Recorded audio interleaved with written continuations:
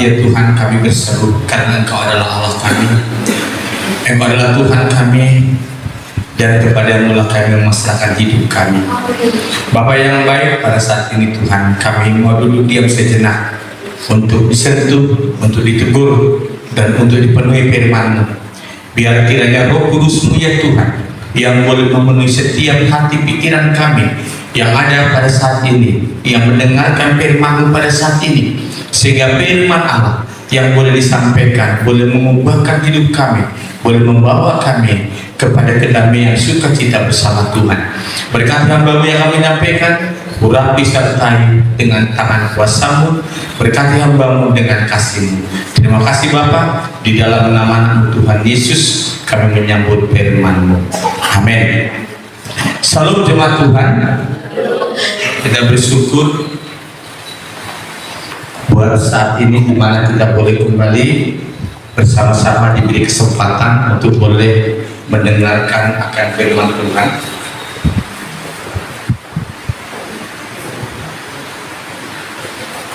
Baik saudara-saudara, firman Allah pada hari ini saya ambil dari Roma 5 ayat 1 sampai kepada ayat yang kelima.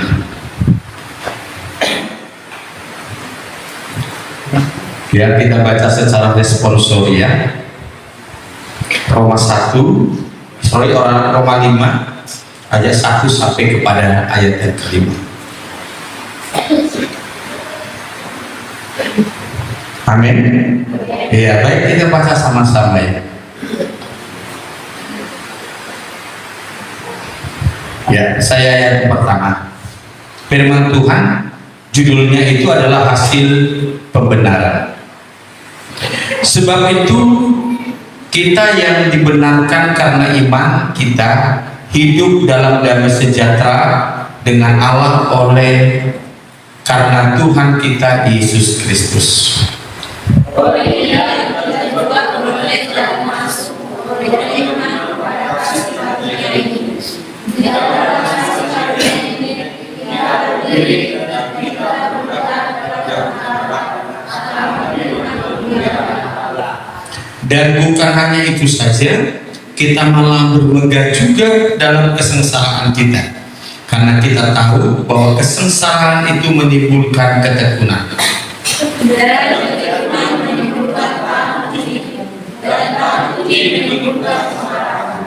Dan pengharapan tidak mengecewakan, karena kasih Allah telah dicurahkan di dalam hati kita oleh Roh Kudus yang telah dikaruniakan kepada kita.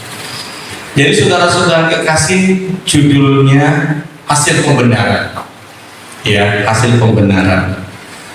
Kita katakan juga ya, apa yang kita peroleh daripada kebaikan Tuhan kepada kita, daripada kepercayaan kita kepada Tuhan.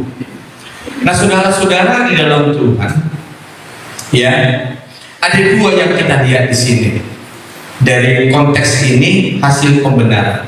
Yang pertama itu saudara kita lihat ya di dalam ayat 1 dan ayat yang kedua. Ya, dalam ayat 1 itu dikatakan, sebab itu kita yang dibenarkan karena iman, kita hidup dalam damai sejahtera dengan Allah oleh karena Tuhan kita Yesus Kristus. Oleh Dia kita juga beroleh jalan masuk oleh iman kepada kasih karunia. Di dalam kasih karunia itu kita berdiri dan kita bermegah dalam pengharapan akan menerima kemuliaan Allah. Saudara-saudara yang kalau kita lihat ya hasil dari keyakinan kita ya hidup dalam Tuhan, yaitu saudara-saudara kita katakan di dalam ayat 1 dan ayat 2 dikatakan bahwa kita hidup dalam damai sejahtera dengan Allah. Kita hidup dengan menerima sukacita daripada Allah. Kita hidup menerima berkat yang luar biasa daripada Allah. Itu adalah salah satu saudara hasil pembenaran atau hasil keyakinan kita kepada Allah. Nah saudara-saudara, untuk hal ini barangkali ya semua oke, ya semua setuju.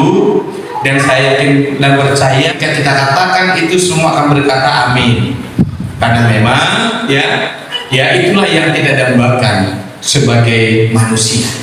Memiliki sukacita, memiliki damai sejahtera, dan memiliki kasih karunia untuk menerima kehidupan yang kekal. Namun saudara-saudara, ada hal yang kedua. Nah, ini yang perlu kita lihat. Ya, apa itu? Ternyata dikatakan kita sebagai orang yang dibenarkan, orang yang diselamatkan, bukan hanya bermegah di dalam damai sejahtera, bukan hanya kita bermegah di dalam sukacita, bukan hanya hidup di dalam berkat-berkat, tetapi juga di dalam ayat 3 dikatakan, dan bukan hanya itu saja, kita malah bermegah juga di dalam kesengsaraan. Nah, ini dia, ya, dikatakan dalam ayat 3, dan bukan hanya itu saja, kita malah bermegah juga di dalam kesengsaraan. Jadi saudara-saudara kekasih, ya, damai sejahtera, sukacita, berkat, ya, itu diperoleh orang yang percaya kepada Tuhan.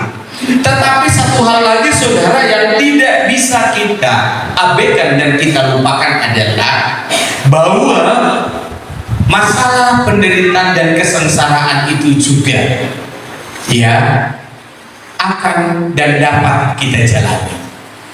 Jadi kita mengikut Tuhan itu jangan berpikiran hanya sepihak.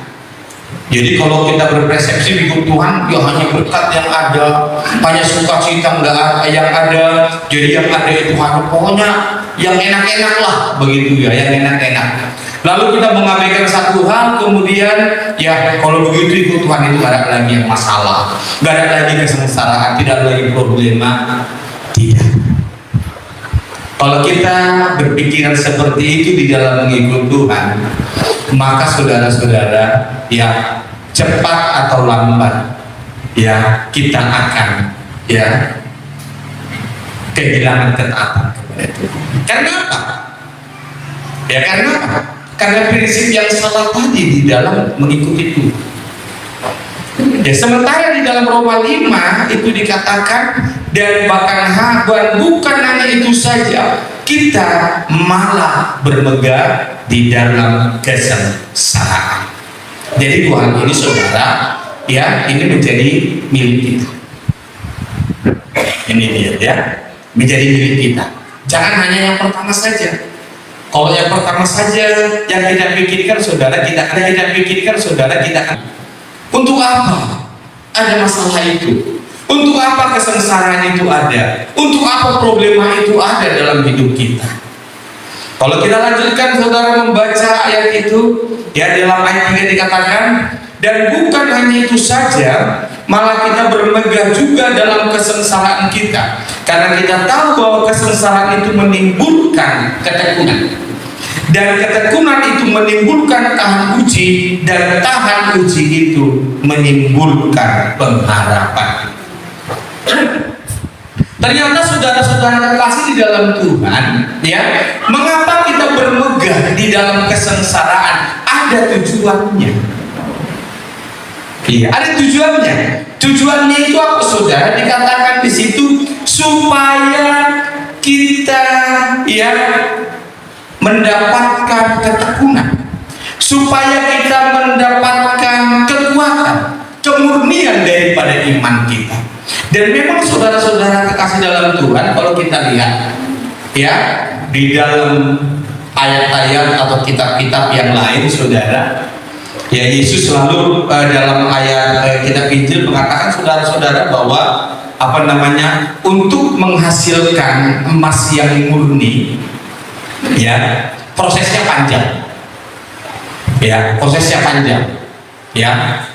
Emas yang sudah didapatkan harus dibakar lagi. Supaya apa? Supaya mendapatkan hasil yang baik, supaya mendapatkan hasil yang terbaik. Jadi harus ada pengujian, harus ada sesuatu yang dijalani supaya bisa mendapatkan sesuatu yang lebih baik. Ini dia. Jadi maka dikatakan di sini saudara, kita juga bermegah di dalam kesengsaraan. Karena apa? Karena kesengsaraan itu semakin mengerti siapa Allah kita. Jadi, nah saudara-saudara, kalau kita melirik kepada kisah ya tokoh-tokoh Alkitab, ya tokoh-tokoh Alkitab, hampir semua saudara tokoh-tokoh Alkitab, ya di dalam Alkitab itu mengalami yang namanya kesengsaraan masalah dalam hidupnya. Iya, hampir semua. Tetapi kita lihat saudara, ketika mereka mampu melewati itu, iya, Tuhan menyiapkan sesuatu yang terbaik bagi mereka. Ini dia.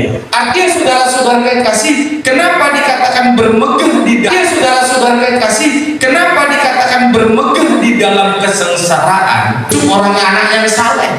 Dia baik hati, dia baik kepada orang tuanya, dia baik kepada saudara-saudaranya. Tetapi apa yang dialami saudara? Saudara-saudaranya iri hati kepada dia. Kemudian dia menjualnya kepada saudara-saudara yang lain, menjualnya. Dia menjadi budak, ya, di tanah Mesir. Ketika dia menjadi budak, dia dikhianati, difitnah, ya. Yang tidak dia lakukan dituduh dia lakukan, sehingga dia dipenjara. Bahkan 2 kali dia dipenjara. Saudara-saudara kasih, semuanya itu dijalani oleh Yusuf. Saudara-saudara, apakah Yusuf mengalami itu, ya, atau menjalani itu karena kesalahannya? Tidak. Apakah Tuhan tidak tahu kalau Yusuf menjalani akan masalah itu? Tuhan tahu. Tetapi saudara-saudara, Tuhan punya rencana untuk Yusuf. Tuhan punya rencana. Dan rencana Tuhan untuk Yusuf ini saudara, ya, dia jalani, ya, dilakukan Yusuf, ya, dengan cara yang seperti itu. Jadi Tuhan izinkan dia menderita. Tetapi kita tahu saudara, ya, bahwa kita tahu di dalam permasalahan hidupnya, walaupun dia tidak bersalah di hadapan Tuhan, walaupun dia tidak bersalah di hadapan sesama, di dalam penderitaannya, Yusuf tidak pernah bersungut-sungut di hadapan Tuhan. Ini dia. Yusuf tidak pernah. Kalau kita lihat dalam kitab Kejadian itu, saudara, Yusuf tidak ada dikatakan dalam firman Allah kalau Yusuf mengeluh. Ya, Yusuf mengomel kepada Tuhan.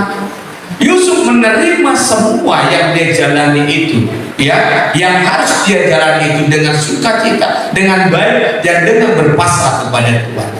Tetapi ternyata saudara, di balik apa yang dijalani oleh Yusuf, di balik penderitaan Yusuf, di balik kesengsaraan Yusuf, ternyata Allah menyiapkan sesuatu yang indah bagi Yusuf. Itu apa? Ya, Allah mengizinkan Yusuf menjadi penguasa di tanah Mesir.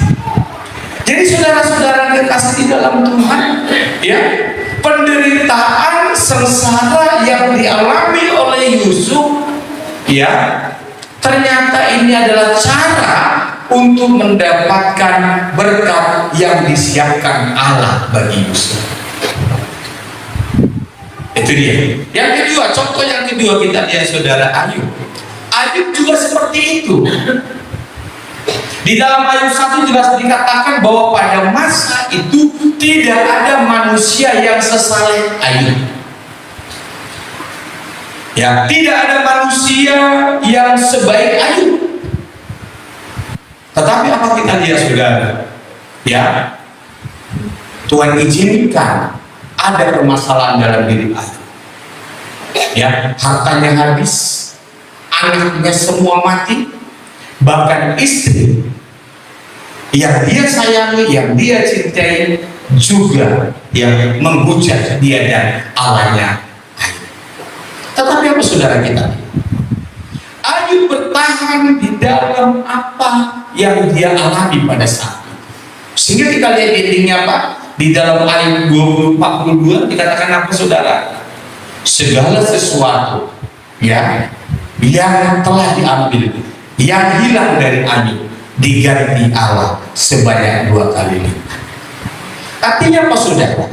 Allah izinkan itu saudara, ya tentu saudara di balik kesetiaan Ayub, ya di dalam permasalahan, di dalam kesengsaraan hidupnya, Allah memberikan apresiasi kepada Ayub dengan mengembalikan 2 kali lipat apa yang selama ini hilang karena kesetiaan Ayub kepada Allah.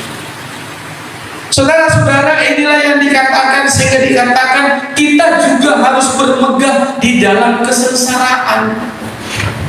Tidak dikatakan saudara bersungguh-sungguh dalam kesengsaraan, bersungguh-sungguh di dalam masalah, tidak.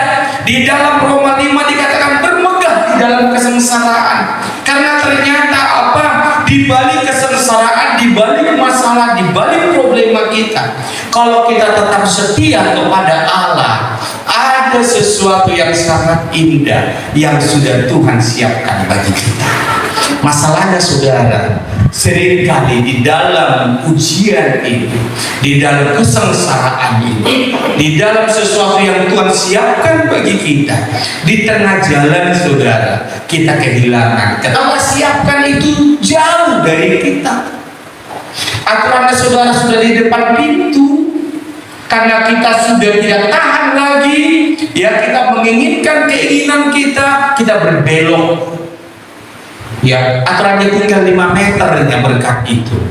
Tapi karena kita tidak tahan kepada apa yang dijalani pada saat ini, kita berbelok. Pada akhirnya harus 1 kilometer lagi kita jalan. Ya, kan seperti itu orang Israel. Ya, perjalanan dari Mesir ke tanah Kanaan sesungguhnya tidak memakan waktu sampai 40 tahun. Hanya hitungan bulan saja sebetulnya. Kalau kita lihat dari geografis, tembak lurus sampai.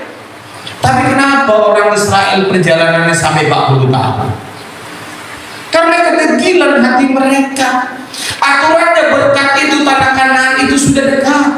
Tetapi karena kedegilan hati mereka, karena ketidaktaatan mereka kepada Allah, maka Allah izinkan mereka untuk berputar-putar, sehingga lamanya sampai 40 tahun mendapatkan berkat yang Allah janjikan. Yang Allah janjikan. Punya ada rancangan Allah. Bagi saya ada rancangan Allah. Bagi Anda, ada rancangan Allah. Tetapi saudara-saudara, untuk mendapatkan rancangan Allah itu, untuk mendapatkan sesuatu yang Allah siapkan bagi kita, kita punya caranya masing-masing. Allah izinkan dengan cara kita masing-masing. Makanya saudara-saudara kekasih, ya, berjalanlah sesuai dengan firman Allah. Walaupun itu mungkin sengsara, walaupun itu mungkin masalah, walaupun itu mungkin penuh dengan penderitaan, yakin dan percayalah, kalau kita berjalan di dalam Tuhan, di dalam menghadapi kesengsaraan itu, kalau kita tetap bermegah di itu, kalau kita tetap bermegah di masing-masing, harapan mana saudara? Pengharapan tentu kepada rancangan Allah, janji Allah kepada kita. Ini dia. Jadi saudara-saudara dikasih dalam Tuhan, kita harus ready, siap untuk kedua hal ini. Siap untuk menjadi berkat, diberkati, siap juga untuk menjalani problema dan kesengsaraan hidup. Itulah orang Kristen. Ya, jangan hanya siap diberkati, sengsara tidak siap. Nggak setia, nanti bisa nggak setia. Padahal saudara-saudara, jangankan sengsara, berkat aja pun membuat orang tidak setia, apalagi lah sengsara. Ini dia. Jadi saudara-saudara kekasih di dalam Tuhan, ini yang harus kita lihat. Jadi saudara, kita bisa melihat 2 hal dalam hal ini. Ya, yang pertama saudara, kesengsaraan itu saudara akan membuat kita kuat. Semakin kuat, semakin tangguh, ya, semakin tekun dan semakin berharap kepada kita. Semakin mengandalkan Tuhan. Yang kedua saudara-saudara, ya, masalah kesengsaraan itu saudara, ya, agar kita sanggup menjalaninya saudara, ya, kita harus taat, tunduk, pasrahkan hidup kepada Tuhan. Ini dia. Jadi saudara-saudara, ketika kita mendapatkan kesengsaraan masalah, kita bisa bermegah karena kita tahu bahwa di balik itu ada sesuatu yang indah. Kita bisa bermegah karena di dalam kesengsaraan masalah kita itu saudara, kita boleh, itu adalah jalan kita untuk boleh semakin dekat, untuk boleh semakin memahami rencana Allah bagi kita. Memang saudara, manusia ini kadang-kadang kan kalau nggak dikasih pelajaran nggak ngerti dia yang salah. Iya gitu ya. Dikasih dulu sedikit-sedikit cubitan baru dia tahu salah. Dikasih dulu sedikit-sedikit masalah baru dia tahu. Tapi saudara-saudara, yakin dan percayalah bahwa ketika kesengsaraan itu ada dalam diri kita, ya, itu hal yang dapat kita tanggung. Ini perlu kita paham. Maka jangan menyerah dalam menghadapi problema hidup dan sebagainya. Jangan menyerah. Kalau Tuhan katakan saudara, apa saudara, bahwa pencobaan-pencobaan yang kamu alami itu tidak melampaui kekuatanmu.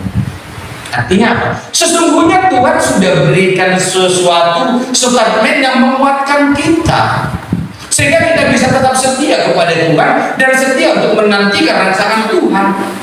Sudah dikatakan kok ya, pencobaan-pencobaan yang kamu alami tidak akan melampaui kekuatan. Yakin dan percaya. Apa sekarang menjadi problemamu? Itu memang bagian dari hidup kita sebagai orang Kristen. Ya. Jangan kita merasa kita orang Kristen nggak punya problema. Kita punya problema. Tetapi satu hal yang perlu kita pahami adalah ya, bahwa di dalam itu saudara, Tuhan pasti berikan jalan keluar bagi kita, dan apa yang kita alami saat ini pasti Tuhan berikan kekuatan bagi kita. Makanya seringkali saudara, kalau kita punya, kalau ada sesuatu, misalnya masalah saya seperti ini, masalah dia lebih berat, masalah orang lain lebih berat, saya tidak percaya saudara, seberat apapun masalah dia, sesungguhnya Tuhan tidak akan mengizinkan dia memperoleh masalah itu sesuai dengan kekuatannya. Yang pasti dia pasti bisa memperoleh kekuatan untuk menghadapinya. Itu janji Tuhan. Sekarang ini hanya masalah ketaatan kita, ketundukan kita kepada Tuhan di dalam menghadapi problema itu. Itu saja. Jadi saudara-saudara kasih di sini yang perlu kita paham. Jadi dua hal ini menjadi milik kita sebagai orang Kristen. Sukacita dan sejahtera, berkat. Tetapi di balik itu juga, ya, kita juga harus bermegah di dalam kesengsaraan kita. Tidak mengomel, tidak marah-marah, tidak menyalahkan Tuhan. Karena di balik kesengsaraan itu ada rencana Tuhan bagi setiap pribadi kita. Amin. Kita berdoa. Terima kasih atas segala kasih berkat Tuhan, atas segala kasih karunia yang Kau berikan kepada kami, sehingga pada hari ini Bapak, kami boleh kembali diingatkan bagaimana kami mengikuti Engkau. Ajar kami, mampukan kami Tuhan untuk menyikapi sengsara, masalah, problema hidup kami, sehingga kami boleh